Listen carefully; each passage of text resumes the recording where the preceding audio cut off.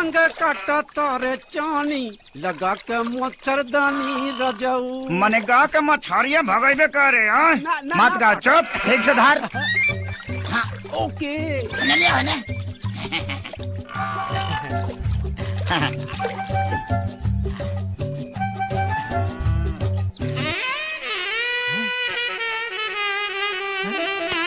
एकर पीसते ही खाइए।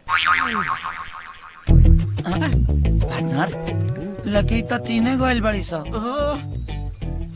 बाकी गरे कहाँ गई? पार्टनर लागत है कि सारा गरई चरंगा बिल धले बड़ी सा। अच्छा हाँ आपका कहीं आप कौनो कला दिखावे के परी। अच्छा पार्टनर मछली पकड़ना भी एगो कला है। अच्छा सबको नहीं पता है ना बाबू। हाँ नु दिखावा दिखावा दिखावा कला दिखावा।